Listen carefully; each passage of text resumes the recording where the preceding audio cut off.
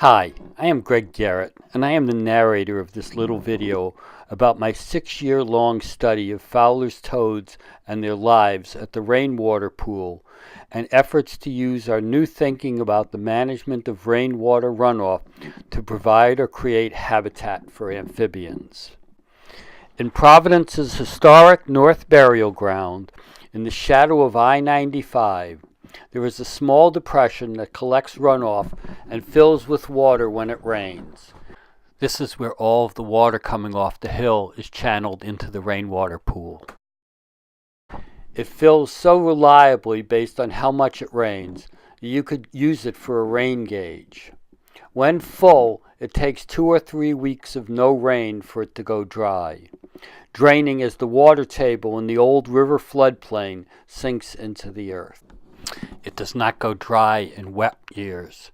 As of February 2019, it had been full of water for over 8 months.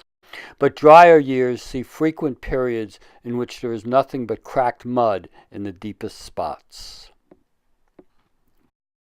The area around the rainwater pool, its watershed, has eroding hills, and there is runoff from a dirt road cemeteries crews use to access dirt piles and dumpsters. There is a rather heavy sediment load coming into the pond. As the bottom of the pool continues to fill up with sediment, the pool holds water for shorter and shorter periods. Given that most of the time, even with green infrastructure, the idea is to infiltrate water into the ground as soon as possible, one might call this a good thing. But in this case, the life in the pool, a unique assemblage for the city, could be threatened by shortened hydro periods. Most of the year, the only life around are the plants rooted in the soil and a variety of birds. But in the spring and summer, it is the domain of microscopic organisms, insects, and amphibians. Fowler's toads and gray tree frogs use the rainwater pool for breeding. During breeding season, both species call and frolic, but after breeding season, tree frog tadpoles are rarely seen, so have focused energy on the biology of Fowler's toads and their seasonal rounds. This project started simply out of the joy of watching the tadpoles, but it has morphed into a project encompassing all of the wildlife in the North Burial Ground, recognizing cemeteries as important amphibian habitat, the management of rainwater through the use of green infrastructure, and pondering how green infrastructure can be used to enhance amphibian habitat in degraded ecosystems. And today, Friends of the Mashastic and the City of Providence received the permit to do their restoration of this wetland. We reached that day with 6 years of study, mostly with a camera, and then a rather strange trip through DEM permitting, finding flaws in the process as it relates to restoration of ecosystems, and flaws in the process as to how it deals with small nonprofits. On March 28, 2018, with permit in hand and maps at the ready, Friends of the Mashastic started to excavate. We figured out that it was about as dry as we were going to get. When we started, there was no standing water, but as soon as we got going, we cut right back down into the water table, and we ended up working in the muck for 3 days. Underneath the rainwater pool is a layer of gravel packed in, probably when they tried to fill it. What happens then is we ended up cutting through all of the cattails and all the cattail roots. It gave us a pool in the center about 25 feet long and 10 feet wide that was between 6 and 8 inches deep. Just what we were hoping for.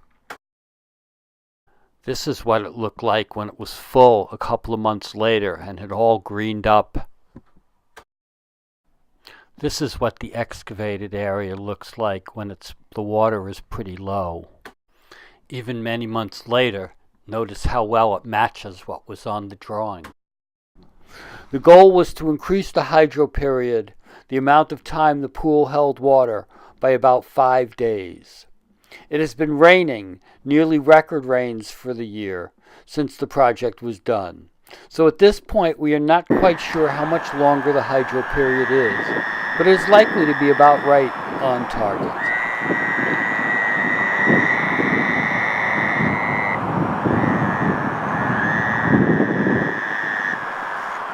After a winter of hibernation underground, if there is sufficient water in the rainwater pool, as soon as evening temperatures rise above 60 degrees Fahrenheit, the Fowler's toads begin to assemble at the pool. Often this happens in early May. The nightly choruses start after sundown and continue for hours. Up to 10 toads and 10 tree frogs call from the shallows and can be individually identified by location and minor differences in the calls. Most nights during breeding season, both the tree frogs and the toads are calling. The wah is the toads. The trill is the tree frog. Fowler's toads are burrowers, and therefore like the sandy soil of cemeteries. They use this hillside to create burrows that they use during breeding season. Toad eggs hatch in 7 to 10 days, and the tadpoles take about 7 weeks to turn into toadlets. The extra 5 days the pool will hold water should increase the odds that the local population will not wink out because the rainwater pool went dry 3 years in a row. During the breeding season, which can extend for weeks, the toads produce thousands of tadpoles and will restart breeding season if the rainwater pool goes dry and then refills. Vegetarians at this stage, they scrape food off of substrates with keratin scrapers, lie in the shallows to sun, and swim randomly.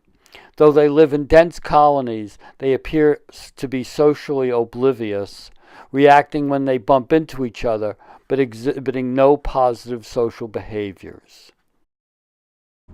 The tail of a tadpole contains the large digestive system an algae eater needs to process food.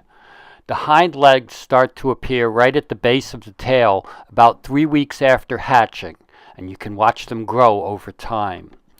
Only when they are fully formed at about 7 weeks do they begin to be used for locomotion in the water. The front legs do not appear to grow gradually. They sort of burst upon the scene, only appearing from behind the gill covers as part of the transformation from water-breathing tadpole to air-breathing toad.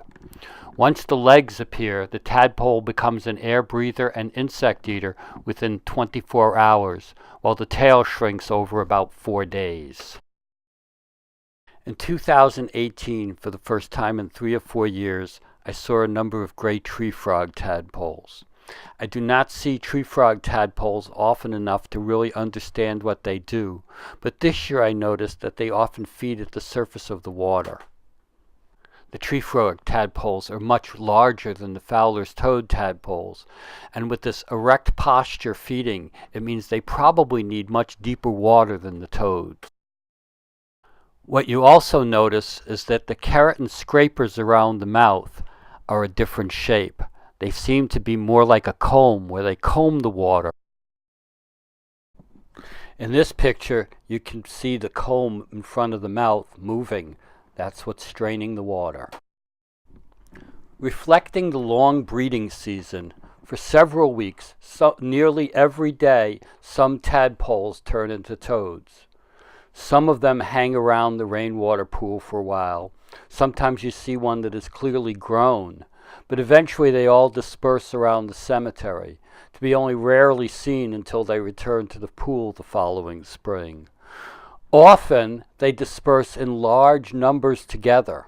I often refer to it as the jailbreak. At the end of July, you start to see bullfrogs in the rainwater pool. They seem to come from the year-round pond in the northern end of the cemetery, about a quarter mile away. Bullfrogs are the reason that you want to be very careful in modifying a rainwater pool. You do not want to make it too deep. Too deep and it will hold water permanently, and the bullfrogs it draws will devastate the populations of the other amphibians. 2018 was the first time the pool did not go dry at some point after the toads left for the year. So it'll be interesting to see what happens this coming spring, as there may be an abundance of bullfrogs. In the fall, we got new signs, thanks to the Department of Transportation and the City of Providence Parks Department. Nature at Work, the symbol of the Green Infrastructure Coalition, is now a permanent site in the North Burial Ground. And that concludes our trip through the life cycle of the Fowler's toads. I'm really looking forward to spring and observing it all over again.